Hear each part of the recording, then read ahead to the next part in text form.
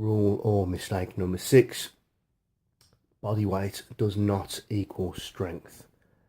If you look at the UK rankings, you'll find that most of the top powerlifters sit between the 100 to 120 kilo body weight, demonstrating those people you sort of get in the 140s, 140 plus categories. Yes, some are naturally larger and that's where they'll naturally sit, but some people seem to think that gaining excess weight for the sake of it makes them stronger. It is true that gaining weight can change your mechanical leverage, and so it can be that when you're lifting a weight, it will feel easier. Say, for example, if you're squatting and you've become quite fat, for want of a better word, that your stomach and your overhanging gut will actually resist the descent against your thighs, and it may feel like the squat becomes easier because of this, but it's not actual strength. Yes, you might be squatting more in terms of the actual weight you're lifting. However, you do far better being far healthier and being lighter and actually working on the actual strength and technique to lift those weights. So don't think that unnecessary weight gain is the way to go with these things. I mean, you always get the jokes about the fat powerlifters, usually from the bodybuilding crowd. And you can see why with this situation, because some people seem to think it's just an excuse to be fat, because they're going to be doing static lifts and they feel better that way. They're thinking, oh, I'm supercharging, I'm carbing up, I'm doing this, I'm doing that, I'm doing the other. It happens a lot with equipped lifters as well. You see people putting on huge amounts of weight, and it basically makes the kit tighter, which gives them more of a mechanical advantage. And it does mean that they are shifting more on the platform. But does it actually mean their muscles are any stronger? Does it actually mean they're a better lifter because of that? I don't think so, to be honest. I think they'd do far, far better being lighter, just getting some tighter kit if they were going to be thinking about it that way. And in terms of the raw lifters, it's simply not healthy to walk around with huge amounts of abdominal fat and think, oh, because I'm lifting, I'm exercising, it's all good. It's not good, you know. At the end of the day, it's a hobby, and you will come unstuck from doing things. Rule number 7 is very straightforward. No method lasts forever. You could be doing 5 5s, 5 3 1, the cube method, conjugate method, etc. They all boil down to one thing, really. If they start, they'll work you to a certain point, but once you get over your sort of maximum recovery volume, or your maximum stimulus ability from that particular program, you will cease, and that is when you need to start adapting things. Nothing will continuously work, and you have to be aware of these things. And you also have to be aware that while you're doing this training, it is exactly that, because competition lifting is a very different game to lifting in the gym.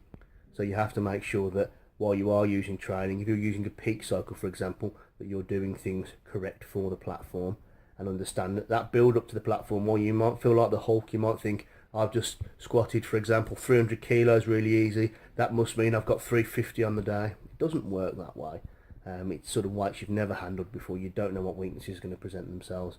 These true 1 rep maxes that are achieved on the platform are completely different to gym lifts. And none of these programs will continuously work if you just butt heads with them. It's all about adaptation when you're using them. Rule number 8, and it's one I commonly see in videos that are online that are sort of erroneous. Speed work should be speed work. It should be fast. It shouldn't be a mediocre, sluggish lift when you're performing it. People make the mistake sometimes of using, for example, 50% weight, and then they'll add so many bands and so many chains. The actual top end weight that they're dealing with is sort of 90% plus. Now, you're not going to continuously move that kind of weight fast. You're not training the body for that purpose. You're actually going to kill your nervous system, and it's going to be a volume you can't recover from. And then quite likely you'll blame the program for it because you've overloaded yourself. As a general rule, you want to make sure that the combination of weight and anything that's added to it or taken away from it using reverse bands or bands, etc., doesn't come to any more than about 80 to 85% at the top. And you want to have as fewer reps as possible. You're talking, you know, the likes of singles, doubles, triples with more multiple sets, because it gives you more first-time reps, which is more applicable to powerlifting, and it's more applicable to the platform and what you're going to be doing. Always remember to practice your sport.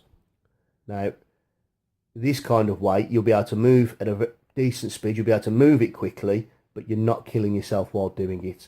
Personally, I think if you're lifting raw, you want to keep a relatively heavy amount of weight on there in relation to the amount of chains or bands you're having. So if you were going for an 80% at the top, you perhaps want to have 60 to 65% and then 20 to 15% in terms of the band resistance. It's different for equipped lifters. The principles are still pretty much the same, except they're likely to go for a higher overload at the top end because that's what the shirt's doing, and it's going to take more off the bottom of the lift. So they might get away with doing sort of a 40 or 50% and then having 40 or 30% in terms of chains or bands when they are actually using it for speed work. Which brings me on to another interesting point. There's some good research in terms of speed work. When people are using, for example, 50% straight weight, so you squat 300 kilos and you've got 150 kilos on the bar and you're doing speed work thinking that's going to make your 1 rep max faster. Bollocks. It's not going to touch it at all. Research has demonstrated on multiple occasions that 50% weight, while it is good for improving your speed with a light weight, will not improve your top end strength or your 1 rep max.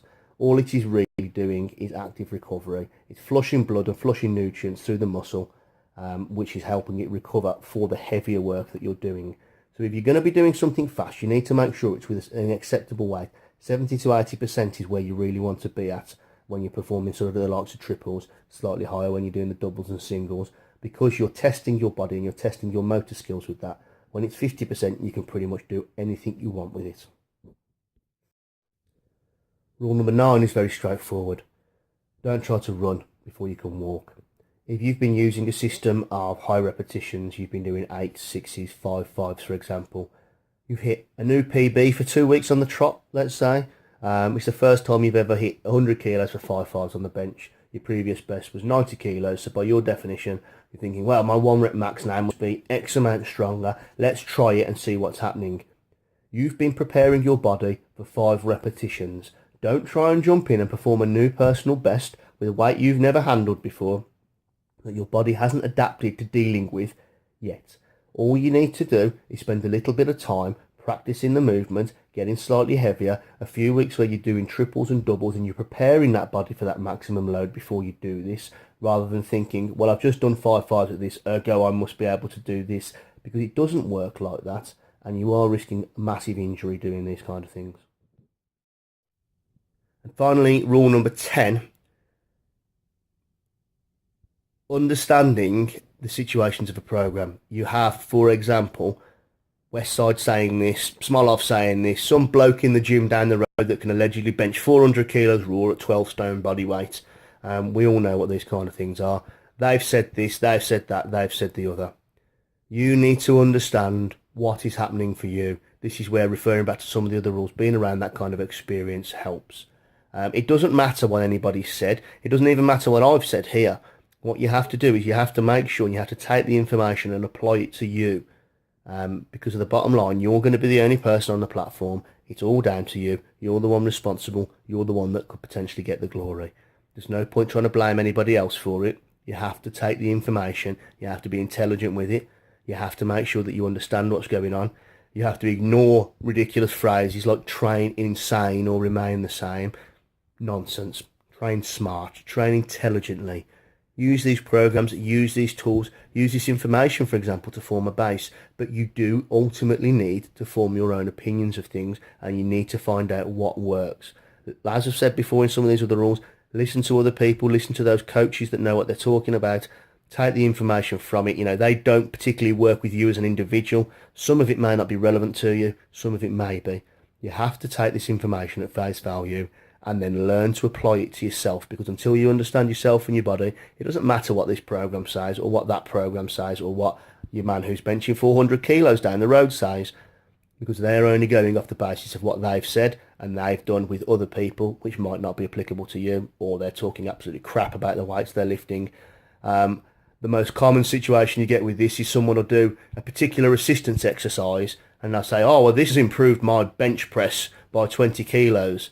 But they're benching, they're doing decline bench, close grip bench, dips, floor presses, skull crushers, all these different exercises, and they've changed one exercise and then they've applied it to that without realising that the other exercises are causing adaptation. How can you test a single method if you've got no control measures around it? The simple answer is you can't. You know, if you're trying 3 new things at once, you can't say that one of them is what's working when you've got 3 new things that are going on for you. So you don't know that it is that specific exercise that's helping. You might enjoy it, which is fine, by all means carry on doing it, but don't necessarily apply it and don't start telling people it, because you don't know that that's the case with these situations.